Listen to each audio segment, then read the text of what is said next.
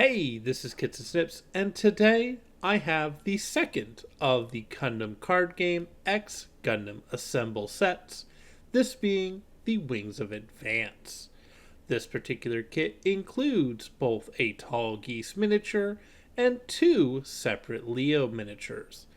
Just like the kits before it, it does not include the paints, so you are going to have to buy those separate, but it does include the starter deck Wings of Advance, which is a Tall Geese and Wing Gundam set.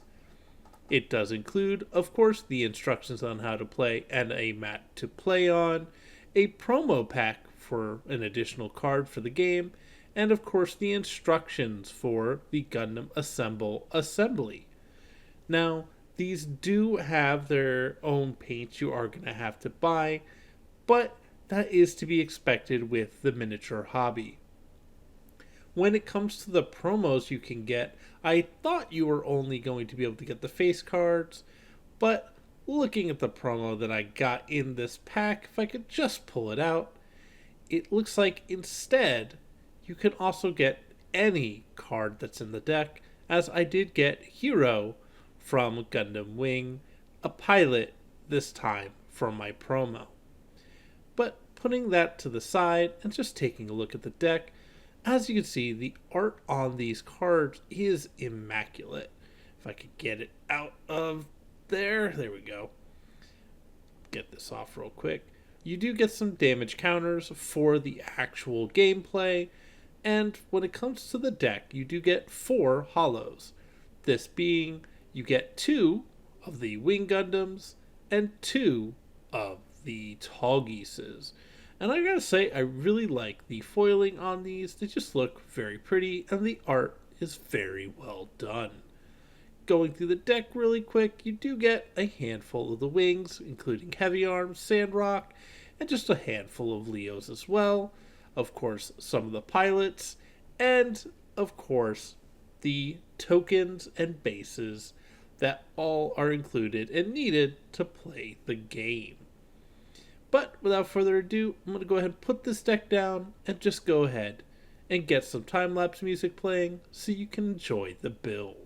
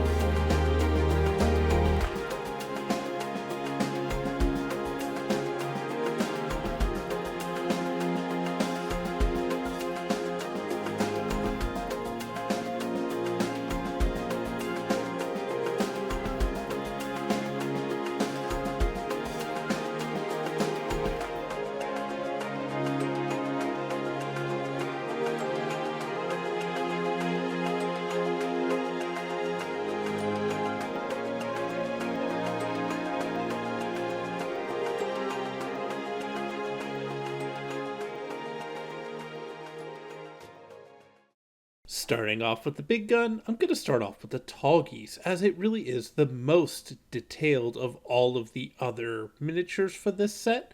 It really shows just how much detail they were able to fit in such a small package, and really shows that they're going to put a lot of effort, hopefully, into this miniature line.